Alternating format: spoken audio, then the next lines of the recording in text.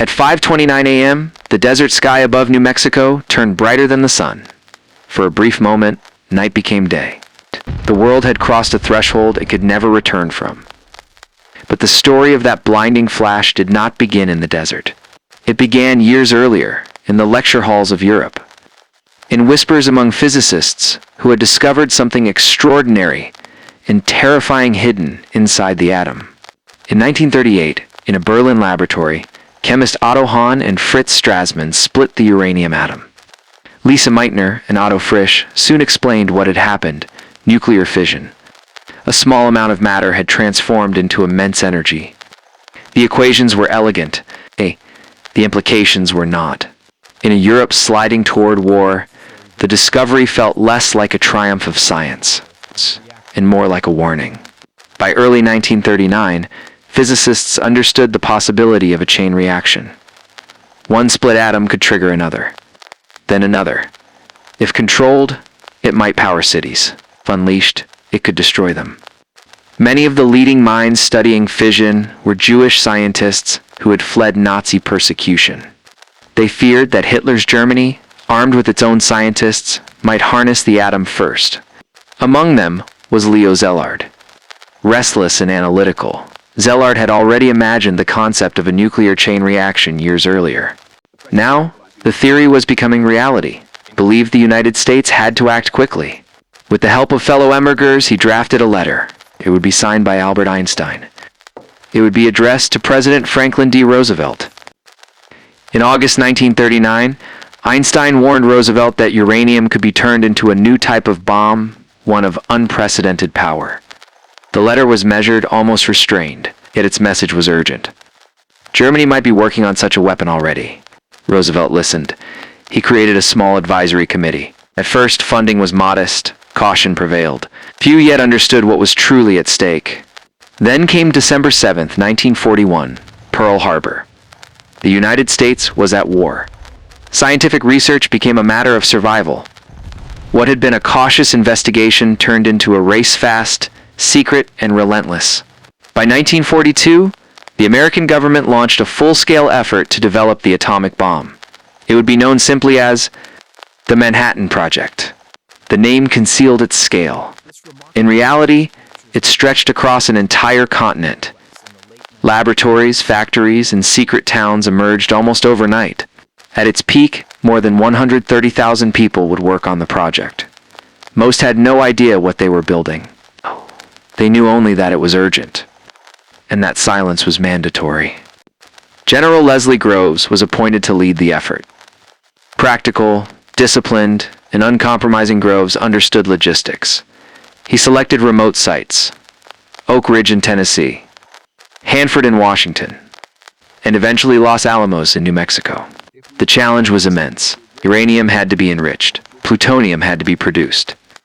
Every step required technology that did not yet exist.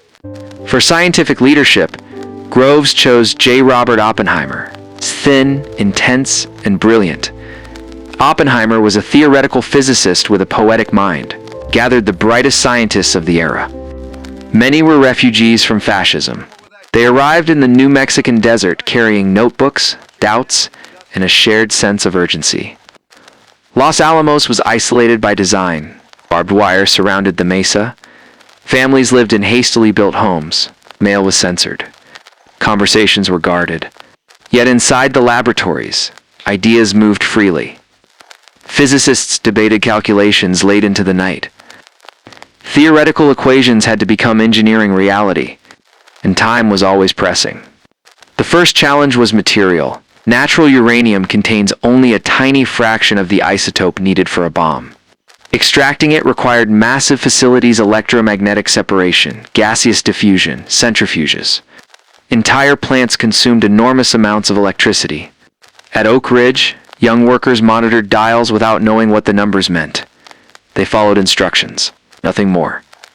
At Hanford, reactors were built along the Columbia River to produce plutonium. It was barely understood, dangerous, radioactive, powerful. Engineers confronted problems no one had solved before.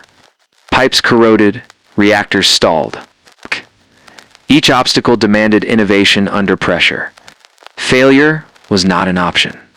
Meanwhile, at Los Alamos, two bomb designs emerged. One would use uranium, the other, plutonium. The uranium weapon, later called Little Boy, seemed straightforward. The plutonium device was more complex. Calculations revealed a flaw. A simple design would not work. The team needed a new approach. And quickly. The solution was implosion. Explosives arranged in precise geometry would compress plutonium inward, triggering a chain reaction. The physics was unforgiving. Even minor asymmetry could mean failure. Engineers tested lenses of explosive material in the desert. Each test shook the ground and rattled nerves. As 1944 turned into 1945, the war in Europe neared its end. Germany was collapsing. The fear that had sparked the project began to shift. If Hitler would not obtain the bomb, then who exactly was it being built for? The answer lay across the Pacific Hand, in a decision yet to be made. By spring 1945, Nazi Germany was finished. Berlin fell. Hitler was dead. The original justification for the atomic race seemed to dissolve, yet the project did not stop. Japan continued to fight. Fiercely, island by island, the Pacific War had become a campaign of attrition. American planners feared a mainland invasion would cost hundreds of thousands of lives on both sides. Within Los Alamos, reactions were mixed. Some scientists felt relief, others felt unease. They had worked under the shadow of Hitler. Now that shadow was gone. Conversations grew quieter. What would this weapon mean in a post-war world? Could it be demonstrated rather than used? The questions lingered, without clear answers. President Roosevelt did not live to see the project completed. In April 1945, he died suddenly. Harry Truman inherited the presidency and the bomb. Briefed only after taking office, Truman was stunned by its scale and potential.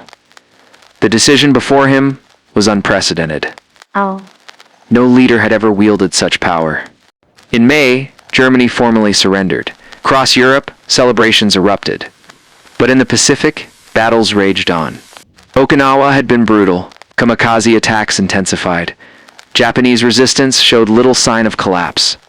Military advisors presented projections of invasion casualties. The numbers were staggering. War planners searched for alternatives. At Los Alamos, preparations accelerated. The plutonium implosion device required a full-scale test. There was no room for uncertainty. Failure would not only waste resources, it would weaken America's position in negotiations already forming in the background. The test was scheduled for July, codename Trinity. In the early hours of July 16, 1945, scientists gathered in bunkers across the New Mexico desert. Thunderstorms rolled through the night. Some feared the explosion might ignite the atmosphere, a theoretical risk, however remote. Oppenheimer stood among them, tense and silent. At 5:29 a.m., the countdown ended. The explosion exceeded expectations. A fireball rose into the sky, shifting colors from violet to orange to blinding white. A shockwave rolled across the desert floor. Observers watched in awe and fear. Oppenheimer later recalled a line from the Bhagavad Gita. "Now I am become death, the destroyer of worlds." The weapon worked. News of the successful test reached Truman at the Potsdam Conference in Germany. Their allied leaders debated the shape of the post-war world. Armed with new knowledge, Truman adopted a firmer stance. The atomic bomb was not only a military tool, it was diplomatic leverage. The balance of power was already shifting. On July 26th, the Allies issued the Potsdam Declaration, demanding Japan's unconditional surrender. The alternative was described in stark terms: prompt and utter destruction. Japan's leadership hesitated. Internal divisions slowed any response. Days passed. In Washington, patience thinned. The uranium bomb was ready first. Simpler in design, it did not require testing. It was assembled in secrecy and transported to the Pacific island of Tinian. Their crews prepared a modified B-29 bomber. Its name would soon be known around the world: Enola Gay. The target committee had studied Japanese cities carefully. Hiroshima was chosen. It held military significance and had been largely untouched by conventional bombing. The goal was clarity, to demonstrate the bomb's destructive capacity without ambiguity. Weather reports were monitored closely. Timing was precise. On August 6, 1945, the Enola Gay lifted off before dawn. The crew had been briefed, but few fully grasped what they carried. At 8:15 a.m., the bomb was released. 43 seconds later, the city vanished beneath a flash of light. An intense fireball consumed the center of Hiroshima. Buildings disintegrated. A shockwave flattened structures miles away. Fires spread rapidly through wooden neighborhoods. Tens of thousands died instantly. Others suffered burns, radiation sickness, injuries beyond comprehension. The destruction had no historical precedent. In Washington, officials awaited confirmation. In Hiroshima, survivors stumbled through smoke-filled streets, searching for water, for family, for meaning. Communication lines were severed. Reports filtered in slowly. The weapon had worked exactly as designed. Yet Japan did not immediately surrender. Hardline leaders argued for continued resistance. The United States prepared a second strike, this time with the more complex plutonium bomb. The race that began in fear of Nazi Germany was reaching its final, devastating chapter. On August 9, 1945, another B-29 departed Tinian. Its primary target was Kokura. Cloud cover obscured the city. After repeated passes and rising fuel concerns, the crew diverted to a secondary target, Nagasaki. At 11:02 a.m., the plutonium bomb detonated above the Urakami Valley. The terrain limited some of the blast's reach, but the devastation was still immense. Factories collapsed, homes burned, churches and schools vanished in seconds. Approximately 40,000 people died instantly. Many more would succumb in the weeks and months that followed. Radiation left invisible scars, illnesses that lingered long after the smoke cleared. That same day, another shock struck Japan. The Soviet Union declared war and invaded Manchuria. The strategic situation was collapsing on multiple fronts. Within the Japanese leadership, debate intensified. The emperor himself began to intervene, a rare and decisive step. On August 15th, Emperor Hirohito addressed the nation by radio. His voice, formal and distant, announced Japan's surrender. For many citizens, it was the first time they had ever heard him speak. The war was over. The atomic age had begun. In the United States, celebrations erupted. Crowds filled streets from New York to San Francisco. For millions, the bomb meant an end to years of sacrifice. Sons and daughters would not invade Japan. The relief was genuine. But beneath it lay a new awareness. Something irreversible had occurred. At Los Alamos, reactions were subdued. Scientists listened to news reports in stunned silence. Some felt pride in their achievement. Others felt a deep unease. They had solved the equations, built the device, but the human cost was no longer theoretical. Several physicists, including Szilard, had previously circulated petitions urging a demonstration rather than direct use. Their concerns reflected a growing moral struggle. Could such a weapon ever be controlled politically? Once revealed, could it remain exclusive? Oppenheimer traveled to Washington in October 1945. In a meeting with President Truman, he expressed regret, saying he felt he had blood on his hands. Truman, reportedly irritated, dismissed the comment. The bomb had ended the war, he believed. Responsibility rested with leadership, not scientists. Publicly, Oppenheimer became a symbol of American scientific triumph. Privately, he wrestled with consequences. The weapon he helped create was no longer a secret. Other nations would pursue it. The monopoly would not last. Indeed, it did not. In 1949, the Soviet Union successfully tested its own atomic bomb. The nuclear arms race had begun. What was once a desperate wartime project had transformed into a permanent feature of global politics. The Manhattan Project officially concluded, but its infrastructure evolved into a network of national laboratories. Nuclear research expanded, both military and civilian. Reactors promised electricity. Weapons promised deterrence. The atom held dual identities, creator and destroyer. For survivors in Hiroshima and Nagasaki, the Hibakusha legacy was personal. Many endured discrimination and chronic illness. Their testimonies would later shape global anti-nuclear movements. Their memories stood in quiet contrast to strategic debates. Historians continue to debate the necessity of the bombings. Some argue they prevented greater bloodshed. Others question whether Japan was already near surrender. The archival record offers evidence, but not certainty. The moral weight remains heavy. What is clear is this: the Manhattan Project reshaped humanity's relationship with science. Knowledge could no longer be considered neutral. Discovery carried consequence. Equations could alter civilization itself. By the early 1950s, even more powerful weapons were developed. The hydrogen bomb dwarfed the bombs dropped on Japan. Cities were now measured in megatons. The flash in the New Mexico desert had opened a door that would not close. The Cold War entrenched nuclear weapons at the center of global strategy. Deterrence became doctrine. Mutually assured destruction, an unthinkable phrase, entered political vocabulary. Nations stockpiled arsenals capable of ending human civilization multiple times over. Yet the origins of this reality traced back to wartime urgency, fear of Nazi dominance, the drive to protect democratic nations. The Manhattan Project was born from survival instinct. It ended by redefining survival itself. In 1954, Oppenheimer's security clearance was revoked after a controversial hearing. His past associations and opposition to the hydrogen bomb raised suspicions. The scientist who once led America's atomic effort found himself isolated, an emblem of shifting political winds. General Groves retired, convinced of the project's necessity. Truman defended his decision for the rest of his life. Veterans of the project aged, carrying memories few could fully share.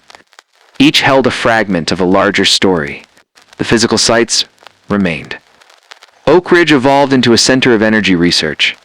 Hanford became a symbol of environmental challenge. Los Alamos continued as a national laboratory. The desert mesa, where it began, still bears traces of that intense summer of 1945. In Hiroshima and Nagasaki, memorials rose from ruins. Peace parks replaced shattered districts. Names of the dead were inscribed in stone. Every August, ceremonies mark the hour of detonation. Silence falls. Bells ring. Memory endures. The atomic bomb forced humanity to confront a paradox. Scientific brilliance had achieved what once seemed impossible, yet that brilliance carried suffering beyond measure.